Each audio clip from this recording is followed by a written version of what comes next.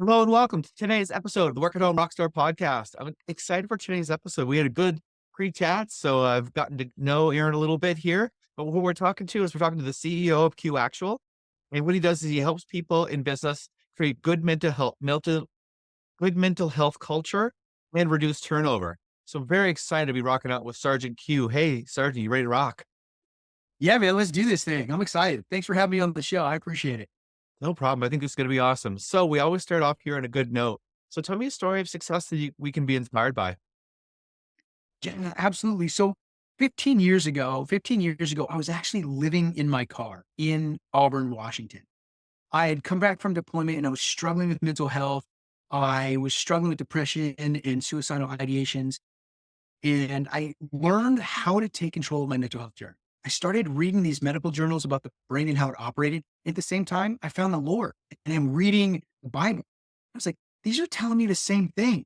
This book, whether it doesn't matter if you're a Jew or Gentile, Muslim, Buddhist, atheist, agnostic, it doesn't matter. We can all respect the Bible as a great historical document. And there's some incredibly good wisdom in there if we look at it. And that's what I found. I didn't grow up in church. I didn't know anything about the Bible or God, but I found this book was telling me the same thing that these medical journals were telling me about the brain and how it operates and how I need to live my life. And so I started focusing on taking control of my mental health journey, and I grew an incredible business. I started a janitorial company, just scrubbing toilets in the middle of the night. Hmm. And let me tell you, that was um, a far cry from what I used to do, being a special forces operator in the Marine Corps, and then now coming back and scrubbing toilets. So it was a very humbling experience for me, if I'm honest, but I really focused on being the very best that I could be. And not the very best janitor, but the very best problem solver for my client. And that was a key difference. I never looked at myself as a janitor. I looked at myself as being a problem solver for my client.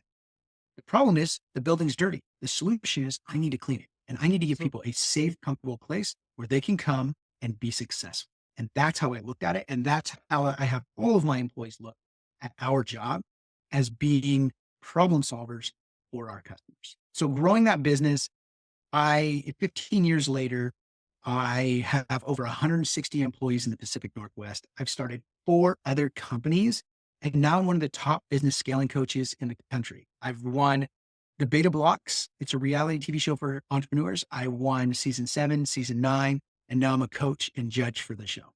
So that right there, 15 years ago, living in my car to becoming a multimillionaire CEO. And I actually own one of the largest commercial buildings in downtown Auburn. One of the buildings I used to sleep in front of in my car, I now own. Wow. Wow. That's a big story. That's pretty fun. Right. I try to condense it as quick as I could, but that's it. And so if you're listening to this right now and you're thinking like, gosh, I don't know where to start. I don't have any money. I don't have any time. Trust me, I was there. I was there. There's 2 things you need to do. Number 1, you need to be consistent in your craft. And number 2, it takes time.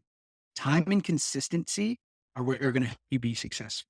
So if you think I don't have the talent, I don't have the time, I don't have the money, none of us did when we started. Okay. None of us the majority of us are not Donald Trump who got couple $1 million, right? To start a Yeah. business. We've Yeah. all bootstrapped it, trying to make it work. I see a lot of people fail because they quit too early. So time and consistency are your best friend. Yeah. Well, you know what? I seem to, it seems to me that success often is sort of like a pendulum, but where you've got like this really, really bad experience that gets balanced out by this huge success. And hey, you mentioned Donald Trump, he failed too. Like, and he got the money, right? So what does it say for Yeah. the rest of us, right? I mean, really, when it comes down to it, isn't it interesting though that, you're talking about how, in such a bad position you're in, swings all the way to the good position, and there's so many other people that do the same thing.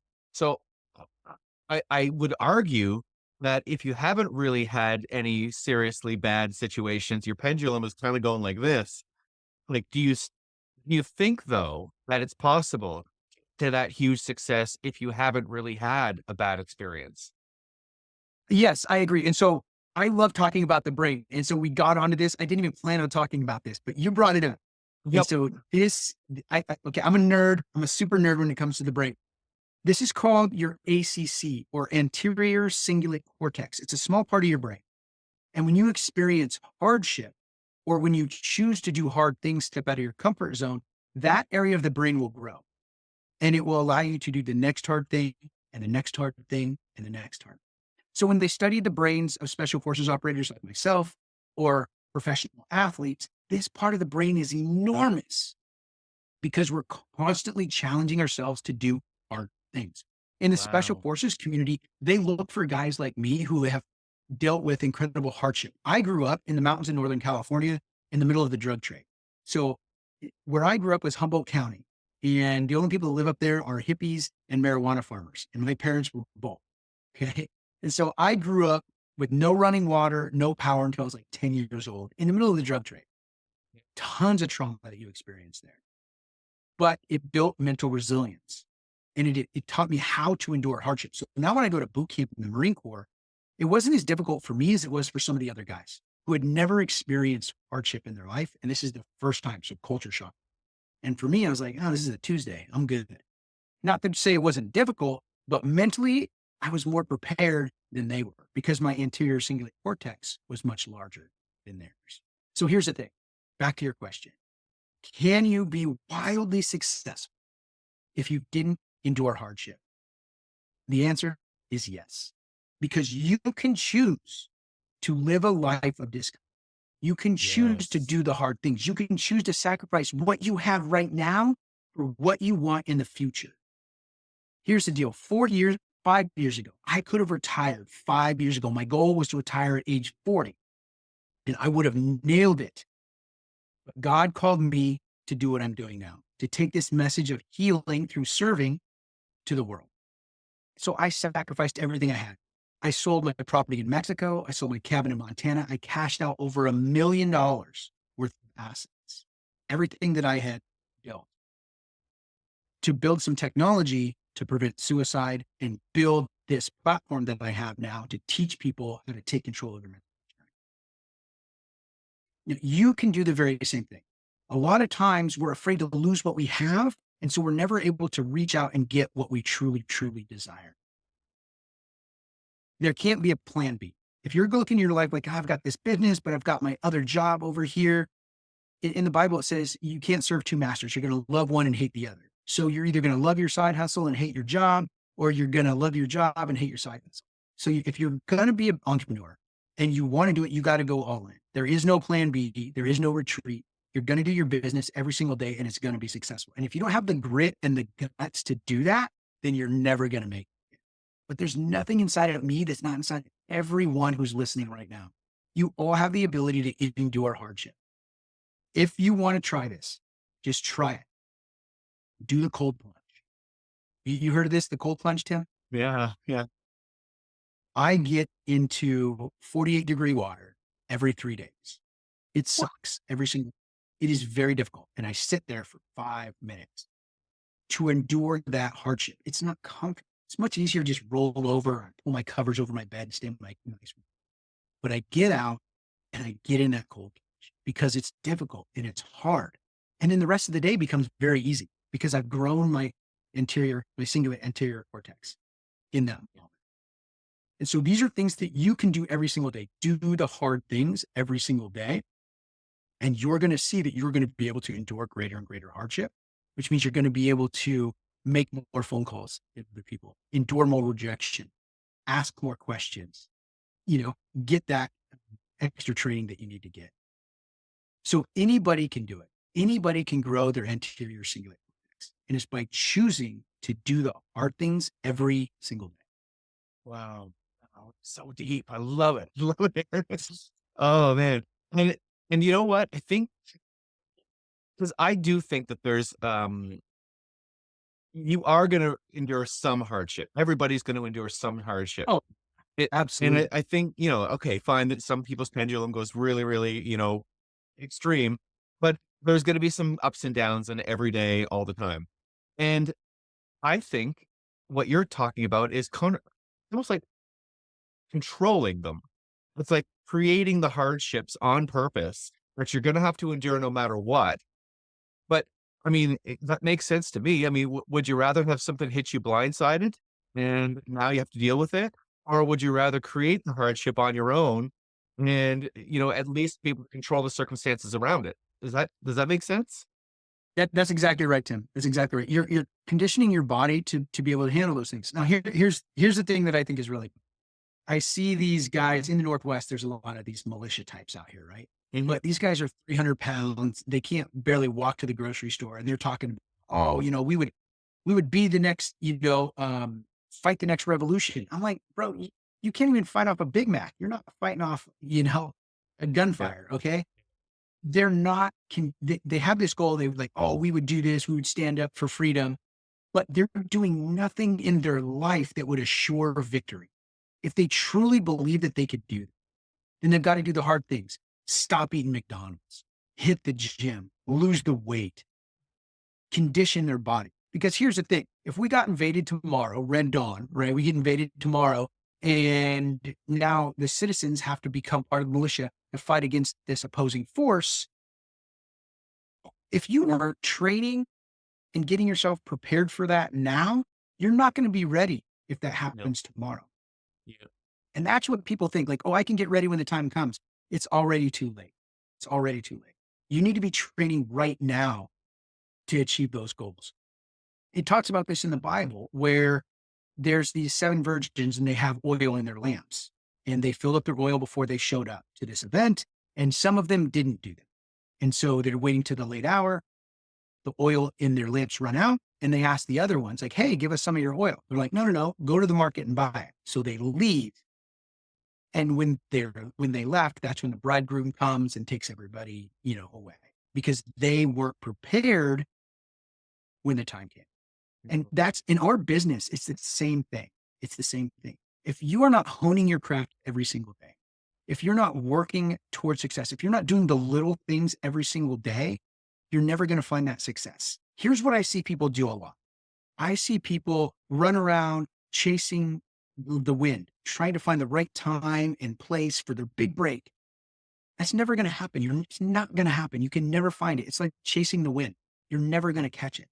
But here's the thing. If you focus on being the right person, God will arrange the time and the place for your opportunity. You're never going to be able to find it under. So focus more on being the right person, having the right solution, being trained, being ready to deploy those solutions for your customers. That's where you're going to find success. The time and consistency, focusing on being the right person. Because here's the thing, if you aren't prepared and you do find yourself at the right time and place, that opportunity is not going to be for you because you're not going to be ready. So focus more on honing your craft and being the very best in the world at whatever it is that you do. Yeah. Tim, have you read the book From Good to Great by Jim Collins? From good to great. Did I read that one yet? I don't remember. I don't think so. Uh, Okay, so is that the one? he talks about the hedgehog concept. And so the hedgehog concept is three questions you need to ask yourself, which is, what are you passionate about? This is your business. What are you passionate about in your business? What can you be the very best in the world at? And how does that drive your economic engine? And when I coach businesses, these are the three questions that I ask business. What are they passionate about? That's the why behind the what. And then what can they be the very best in the world at? So a Mhm. lot of times people want to be all things to all people, and it's not going to happen. You got to really hyper focus on what can you be the very best in the world at, and do that over and over and over and over. And then how does that drive your economic engine? How do you get people to pay you to do that one thing really, really well? Yeah. I heard a quote. It said, "Luck is where opportunity meets preparation." Yes, And I thought that that perfect. was that was really good because, like people say, "Oh, you're lucky, you're lucky." But if you weren't ready, and I think about that in music. I mean, if I get my big break to be on the top stage of the world and I haven't practiced, not very good, well, how is that going to work?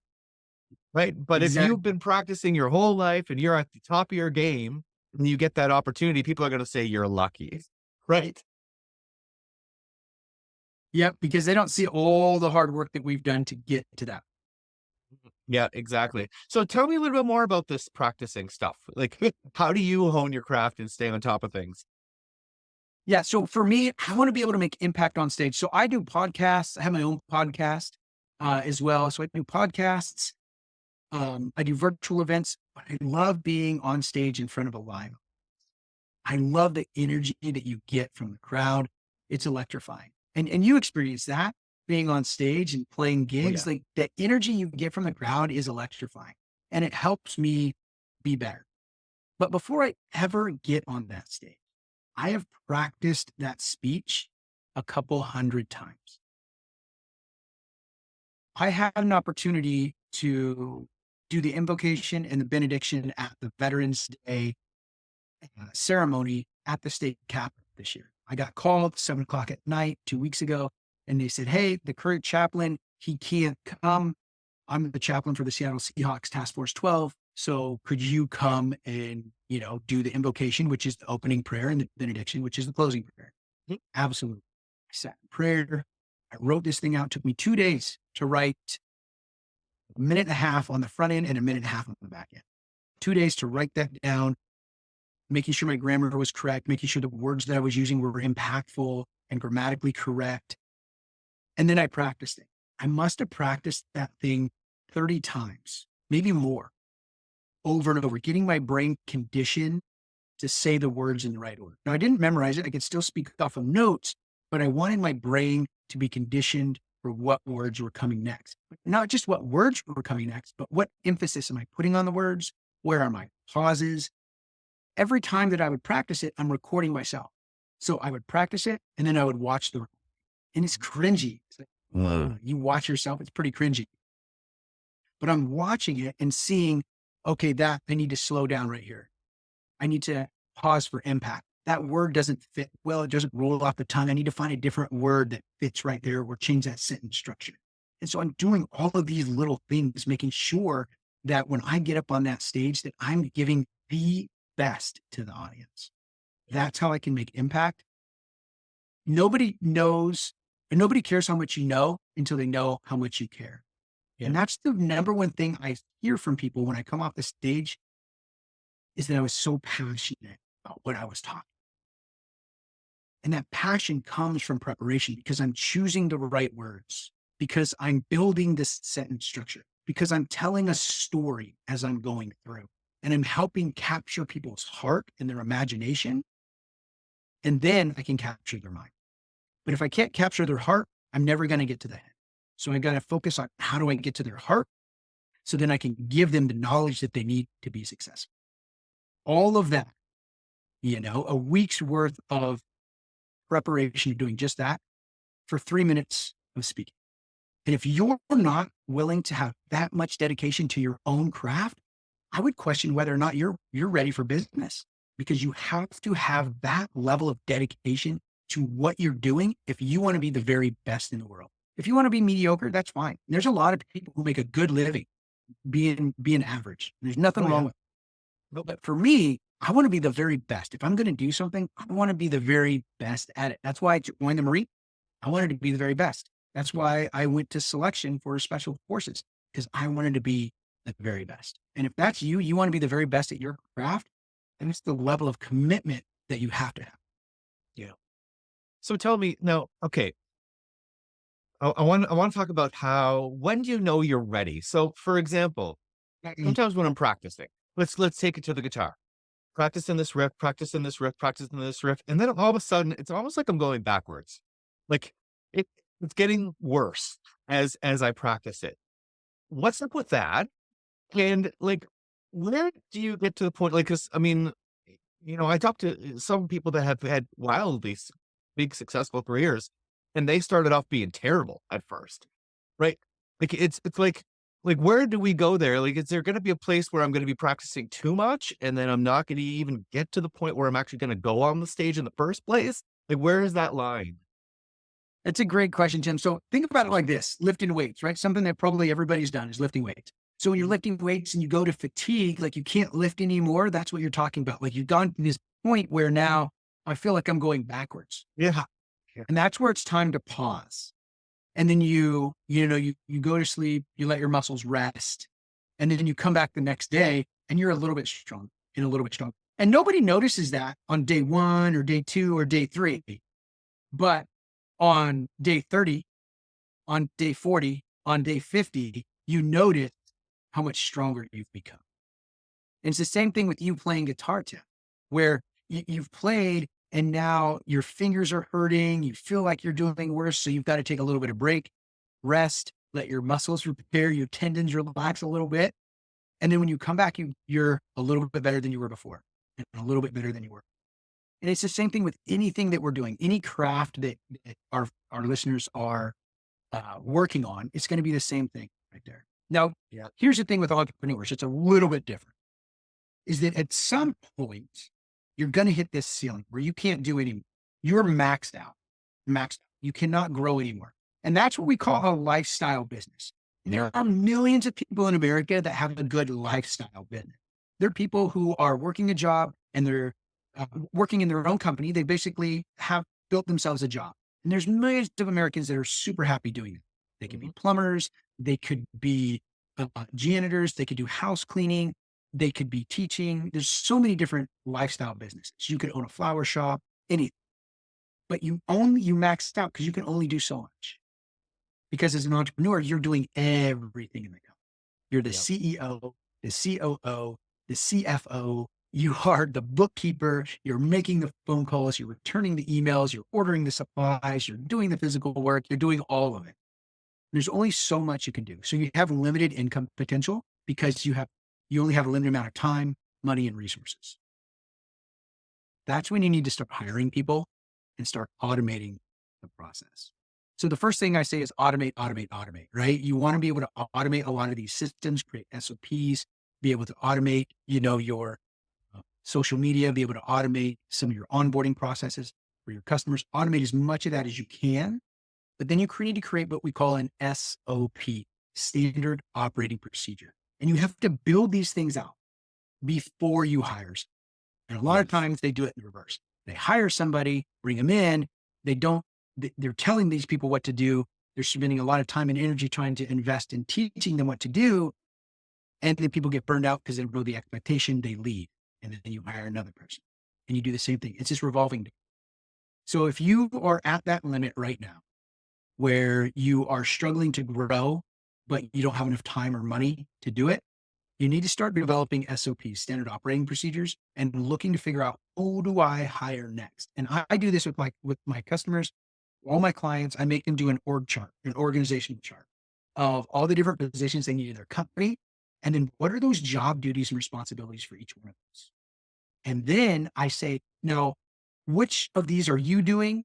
Which do you have an employee doing? And which are being contracted out? And 90% of the time, the entrepreneur, the business owner is doing almost all of those things. Yep. So, okay, so who's the first person that you need to hire? Well, I need to hire this person. Okay. So then let's start building those SOPs for that position. Once those are built, now we're going to hire somebody. And I do hiring totally different, Tim. A lot of times people focus on finding somebody with the best skill set for their company. I don't do that because anything I need you to know, I can teach you or send you somewhere to learn it. I focus now on culture. Are you the best fit for the culture that I've created in my company? Because companies with aligned goals and values grow revenue faster and are more profitable than companies that don't. And so I super focus on the culture that I've built in my company. And then do you align with those goals and values?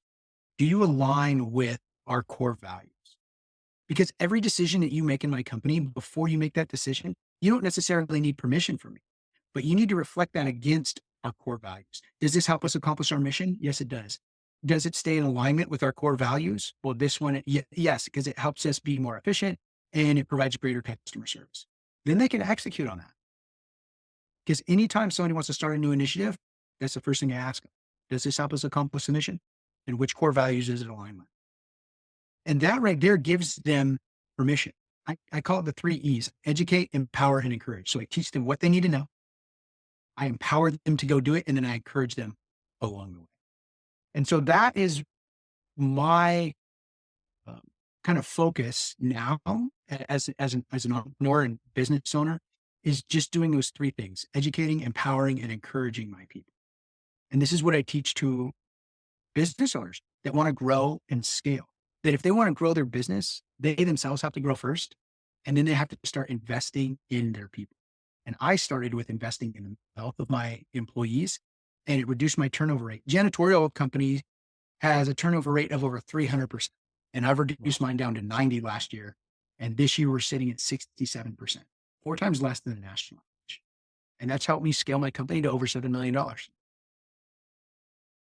Are you ever worried about teaching someone in your team so much that they now become your competition?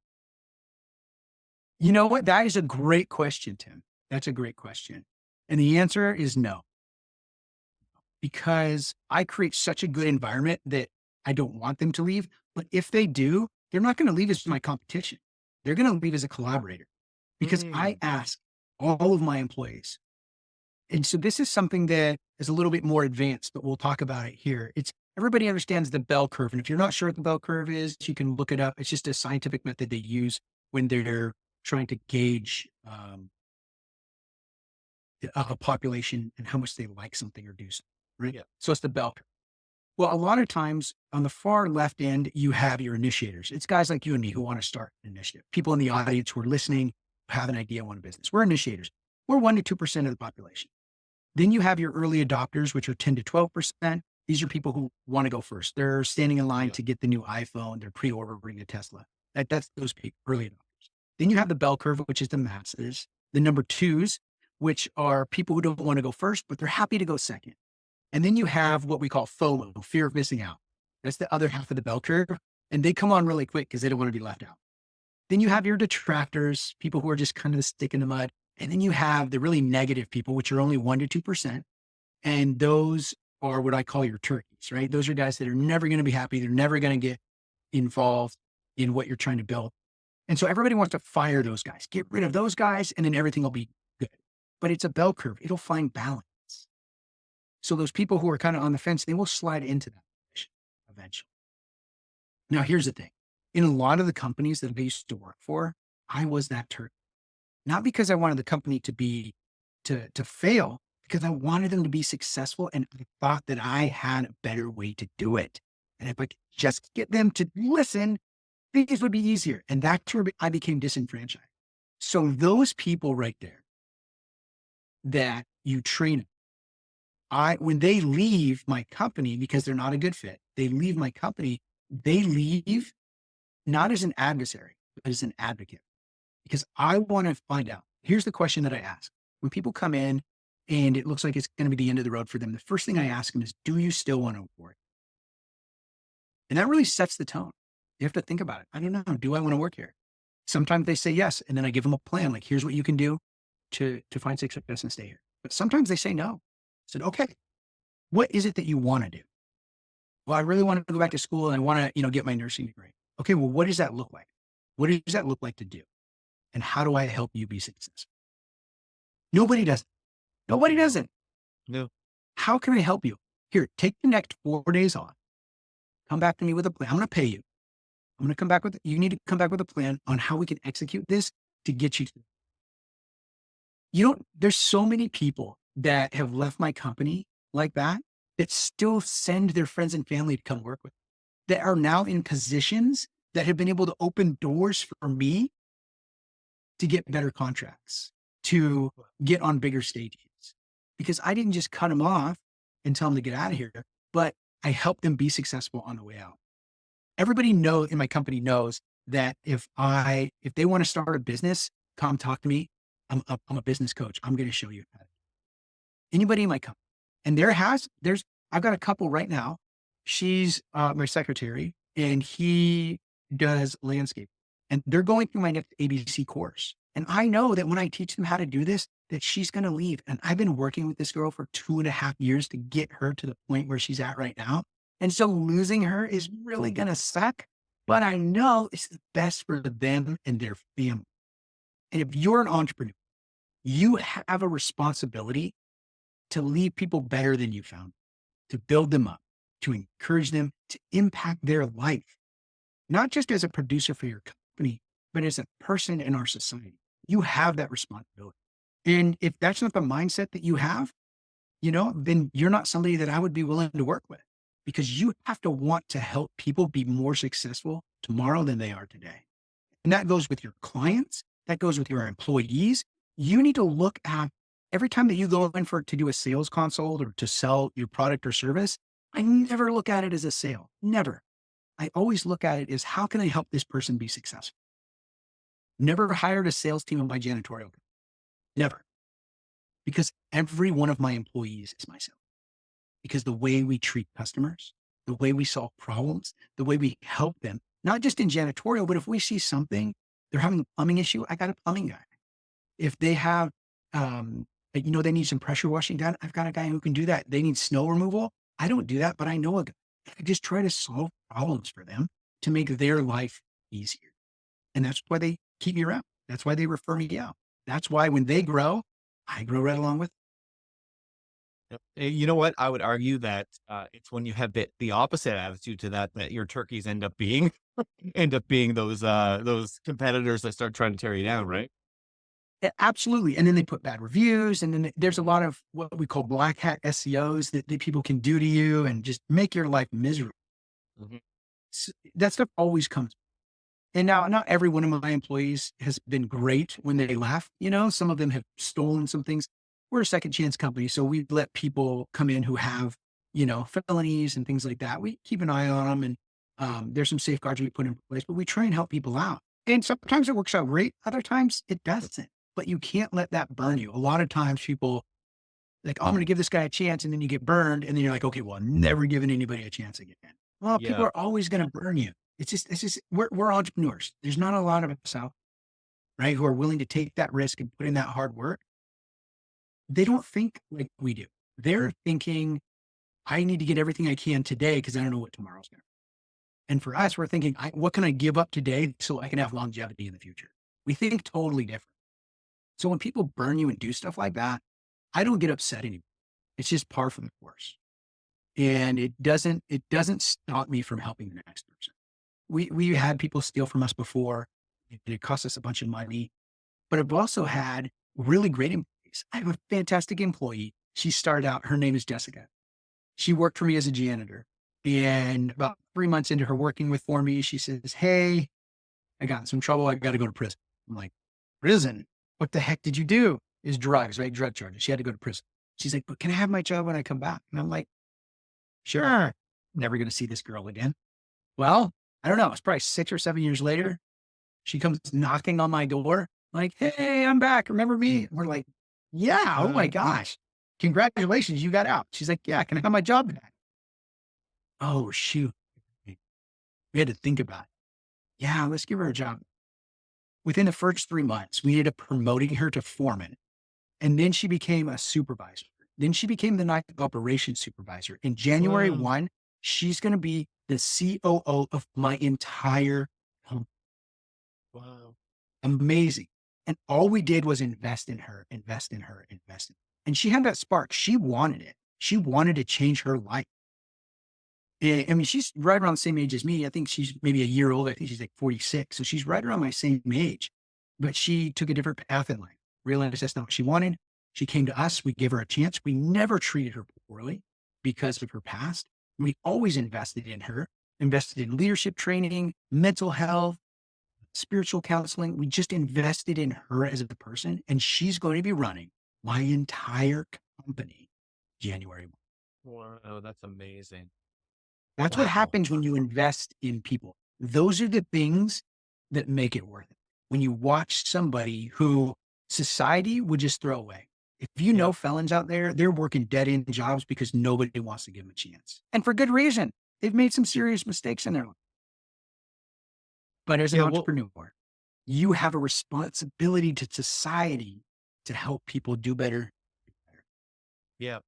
I would also argue that like chasing down the turkeys that are screwing you over is probably a wasted energy. I mean, wouldn't it be better to spend your energy on growing something than trying to destroy somebody else? Because like, what are you going to get back from that, really? That's funny, Tim. I have friends. Like I said, I grew up in the drug trade, right? And so I have people that I grew up with that they're just continual Oh, hustlers. yeah. They're always Yeah. running some scam. They're always doing something and trying to hustle. And it's criminal, right? They're criminal, but they're always trying to hustle. And it's not like, man, if you just took all of that time and energy and focused it on a legitimate business, you would be so wildly successful. The Mhm. problem is they don't understand delayed gratification. They Yeah. want as much as they can get right now in the moment, no matter the, Yeah. not realizing that if they would just take a little bit of time and focus that energy on the longevity of a business, they would be wildly successful.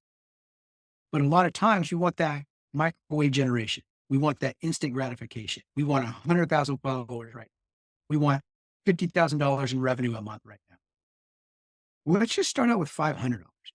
What is $500? What does it take for you to get $500 a month in revenue? And then how do we do that 10 more times? How do we do that 100 more times? How do we do that 1,000 more times? Yeah. And a lot of times people get focused too far in the future. It's good to have a goal, good to have a goal, but they stay focused on it and they miss the little steps that they need in between. And so that's where that hedgehog concept, for me, I'm super passionate about helping people take control of their mental health journey. And I want to be the very best at training people how to do that from the stage. And how does that drive my economic engine? Well, there's no shortage of people hiring me to come to their companies and teach this to help them grow and scale. So that's what we talk about the hedgehog concept. That's what mine looks like. And so if you're listening here, those are 3 questions that you need to be asking yourself. In your business, what are you passionate about? What can you be the very best in the world at? How does that drive your economic engine? And when you figure that out, you may provide 10 services. But when you figure out which is that one that you're really, really focused on, how do you make that the core of your business? And so we provide a lot of different services, marketing services, business development services. I do a lot of different training when it comes to scaling, but I'm super passionate about mental. And so that's where I focus, is helping the entrepreneur first take control of their mental health. And then number 2, how do they teach that to their people? And a lot of times people want to call me in thinking that I'm just going to solve their problem. And I'm not going to do that. What I'm going to do is I'm going to teach you how to do it, because you couldn't pay me enough money to go into your company and fix it. You just couldn't pay me enough money, but I can teach you how to do it. And then I walk beside you as a cadre. We do coaching calls, monthly coaching calls where we talk about these different things. What programs are you guys using right now to monitor the mental health and well-being of your people? What resources are you putting in place? What events are you having? And people think like, oh yeah, we value mental health. In May, we do a mental health awareness month and we have, Yeah. somebody come in and speak and that's it. It's like, Yeah. dude, that's like going to the gym one weekend out of the year and thinking you're fit. Like, it doesn't work like that. What are you doing every single day? How is that part of your culture? What events do you have every single month? How are you investing? And here's the thing, people say, I don't have time or money for that. Like, you don't have time or money not to do it. When we look at the turnover rate, the national turnover rate is 47%. 47% of people leave their job, with 31% leaving in the first 90 days. First 90 days. Now, I have reduced my turnover rate down. That's helped me with the number one reason people say they quit their job though is toxic work. They actually like their job. They don't like the people they're working for. Yeah. Because the managers care more about the production than the person. And so they leave. You can change that. It was actually rated 10 times higher than pay. I'm a janitorial. There are tons of jobs that pay way more than, but I have a waiting list of people that want to come work for me because the culture that we create. Yeah. When MIT did the study, they rated it 10 times higher than pay of the reason why people leave their job. They're willing to make less money to have a better place to work. And that's been my experience.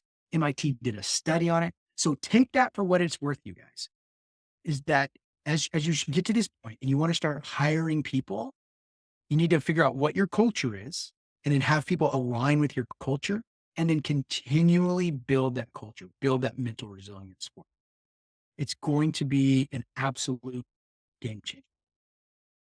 Totally agree. All right. So it's time for you to get solo. Tell me what's exciting in your business right now. Yeah. So what I've done being on the blocks and helping with these different entrepreneurs, I teach this really large 12-week program that is investing in the mental health of your team. Now, this is for larger companies that have good infrastructure and kind of culture already figured out. And that's where I've been working. But since I've been working with the blocks, there's a lot of early stage entrepreneurs or a lot of solopreneurs that just quite aren't there yet for that big of a program. So what I've done is I've created what I call the ABC course, which is accelerating business culture. So whether you have 1 employee, 10 employees, or you're a solopreneur, this class is for you because it helps you build the culture that you want for your. And that culture just doesn't extend to your employees, but that culture also attracts the right customers to you. So if you're wondering why, like, I'm on all these sales calls and I'm not getting my close rate is really low, it's because your value proposition does not align with the value set that you have in your. And people say, oh, my product or service, it works for everybody. And if that's your attitude, you're going to really struggle. You want to get hyper focused on who your customer avatar is. Who is your ideal customer? And that starts with what is your mission? What are you trying to accomplish? What are your core values that you are focused on? And how do you use that to attract the right people in? Because if you have aligned goals and values, it's not a sale. It's not, I don't do sales. It's not a sales process. You're literally just presenting what you have and what you can do. And people with the right goals and values are going to want. And then you take that verbiage and that becomes what you use for your value proposition. I used to think that I was going to go to companies and help companies that were failing build mental resilience and turn their companies around. But that has not been my customer base. Customer base are people who already are investing in mental health. They're already investing in their employees. They just want to be better at it. That's become 90% of my clientele. And so think about that in your business. And that's why getting hyper focused on it, on your mission, your ethos, your core values is super important because then I teach people how to use those values to attract the right customer. So now you're, instead of closing 1 out of 10, you're closing 8 out of 10 because the people are coming because of your goals and values. I'm not the cheapest guy in the world, right? When it comes to janitorial, I'm not. There's a lot cheaper companies out there, but I'm the best. And we give the very best customer service. That attracts the right people because people who are looking for price, they're not going to come to my janitorial company because I don't talk about being the cheapest. I talk about being the best. If you're the best, that comes with price. People who want the best are going to come and seek me out because they don't want a cheap product. So think about that with your customers. What are your value sets? What are you trying to accomplish? And how do you use that to attract the right customers? We teach this in our ABC course. It's 4 weeks long. First thing we talk about is leadership, going from level 3 production to level 4, which is people, which is now you're building people instead of process. The second thing is the mission, ethos, core values that we just talked about. And how do you use that to attract the right customer? Also attract the right employees according to the value set. Now that you have that built, how do you use those core values to recruit and retain very best people out?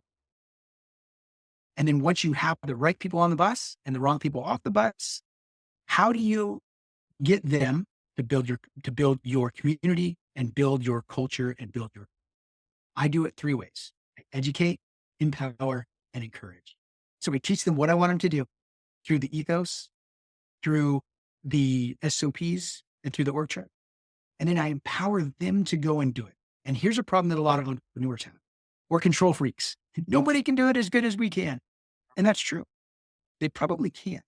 Because if they could, they'd be your competition. Absolutely. But if they can get it up to 80%, that's great. And here's what I tell them. I said, look, if you can do this at 100%, that's great. But if I got 5 guys that can do it at 80%, I'm going to outwork you every single day of the week. And I'm not going to be exhausted. So that's what I try to teach entrepreneurs. They may not be able to do it as good as you, but if they can get up to that 80 percentile, and you can empower them to do the job and get out of their way, it frees you up your cognitive load. It allows you to now focus on the bigger picture, on bringing in the next product, bringing in the next service, bringing in the next customer, if they're doing these daily tasks that you've already set them up for success. And so those are the 4 pillars that we really, really focus on is the leadership, the mission, ethos, and values, recruiting and retraining. And then the last one is educate, empower, encourage. And so once they've got those four things down solid, then I can introduce them to our much larger program, which will help them with those three E's. We call it the ECHO 3, which is educate, empower, encourage. But I got to get those fundamentals down. As you were saying that, I was thinking about some possible programming that might be holding people back. And think about, you know, think about what most of us who have been employees probably think is that, the guy at the bottom is doing all the work and the guy at the top is just making all the money. Right? And he's not really doing anything all that important. And maybe that might be holding people back from, hiring some people because they don't want to be the guy doing nothing. Right. But from what you just told me, there is plenty to do at the top, right? Plenty. So maybe what do you think would be, do you think that holds people back, first of all? And, you know, it- uh, how would you sort of start to talk about someone or start to convince someone that maybe they might want to jump out of that role of being the worker bee and doing all the work and get them into that place where they're the CEO? Okay, here's the thing. A true CEO doesn't work in the business. They don't do the job. Their job is to build the people. So if you're the CEO, your job is different. It's not better or worse than theirs. It's just different. You have to stop focusing on building your business and start focusing on building your people. That becomes your number one job. God showed me that the people are the mission. I was a ground pounder in the Marine Corps, Special Forces. I get in there, accomplish the mission, and I get out. And I really struggled in the Marines when I started to pick up rank. And now I wasn't the guy out there doing that anymore. I was the guy Mhm. back doing all the mission planning, investing in my people because I wanted to be on the front lines. But that was a lot of ego because I have very limited scope when I'm there. I can do one or two things and I can do it really well, but I'm gonna have limited impact. But what if I could take 10 people and teach them everything I know?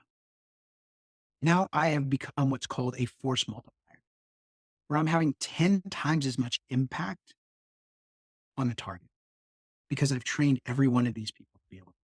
That's what we can do as entrepreneurs. That's what we can do to scale our company is to invest in our people, giving them an opportunity. You are giving them an opportunity to make a living to support their family. And if you're just doing all the work, you're not a job creator. You're not building the GDP. And I don't want to get too political on this thing, but here's the reality of it. American GDP has been sliding over the last 2 decades. And if it keeps going this way, we're not going to be a world power for very much longer. Here's the problem is that all of these businesses, these small businesses that are out there that are lifestyle businesses, unless you're making over $1 million in revenue, you are not adding to the American GDP, the gross domestic product. You're not helping us maintain being a superpower on the world stage. My personal goal is to help every one of my clients get over that $1 million mark. Because when you get over that $1 million mark, you're adding to the GDP because now you have the time and the money to be able to invest in real estate, to be able to invest in the stock market, to build out a new product or service, to start a new business. That's what that over $1 million allows you to do. Yeah. And if you can't do that, that's okay. It's totally fine. But my goal is to help you get there. If you want that, is to help you get over that $1 million mark. Because selfishly, I want you to grow the American GDP and keep us a world power. I don't want us to slide down and become a third world country. I Yeah. want us to maintain what we have. And the only way to do that is to get as many of you over $1 million as I can. And if you're stuck just doing all the work, you're never going to make it. You're never going to have sustained growth and success. You've got to educate, empower, and encourage people. Give them an opportunity to work for you and be able to support their family because of this, the tools and the training that you've given them. It's a huge responsibility as an entrepreneur.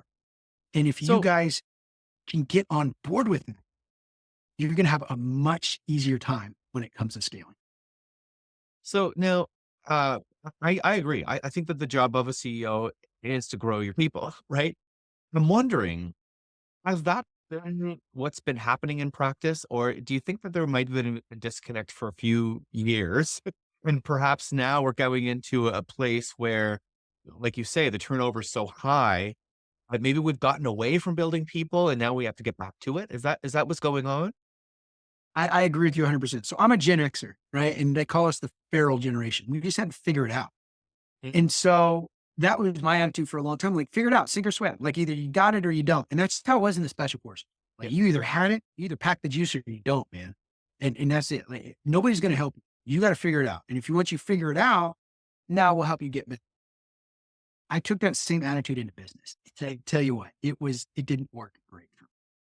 Probably didn't work great for a lot of the people listening either, right? mm, That sink or swim. It doesn't work really well because you have limited amount of resources to keep your business going. And if your turnover rate is super high, you're burning through those resources. yeah, yeah, So it's better to, number one, try and recruit people that have the same goals and values. So you're starting with, a better pool of individuals that align with what you're trying to accomplish. But then you have to really pour into, really help them become the very best that they can be, knowing that some of them may leave your company to go to another company, to become your competition, to start another business. That's okay. Your job is to help them be the very best that they can be. And if you do that, you're never going to create an adversary. You're always going to create an advocate. Because when those people leave your company for whatever reason, which they do, they're going to say good things about it. They're yeah. going to refer you out to other customers. They're going to refer other people to come work for you because they know how much you care about the individual. It's Wow. really been a game changer for me. God had been showing me this for years, that the people are the mission, because I was so focused on the mission. But God showed me that the people are the mission. Once I made that fundamental mind shift, people are the mission, and focused everything I did into building my people, they built my company much bigger than I could have ever done. Aaron, I could talk to you forever. This is Yeah, awesome. Of which we're gonna cut it off at some point. But thank you so yeah. much for So rocking out with me today. This has been awesome. But so before we go though, how do we find you? yeah, absolutely. The best way to do it, you can sergeantq.net. You can see all the different things that I do. Book me out for a speaking event. But if you're interested in the ABC course, go to theabccourse.com. You can sign up right there, get into my next class. It's starting in December. So I think there's a couple seats left there. But if not, then there'll be another one in January. You can sign up for that. I'll teach you these fundamentals and we'll get you well on your way to scaling over that $1 million. Love it. Thank you again for rocking out with me today. This has been a lot of fun, Aaron. Awesome. Thanks, Tim. I love your audience. I hope you guys got something today. Go out there and make a difference in the world. Absolutely. To the listeners, make sure you subscribe, rate, and comment. We'll see you next time on the Work at Home Rockstar podcast. You can go to workathomerockstar.com for more information.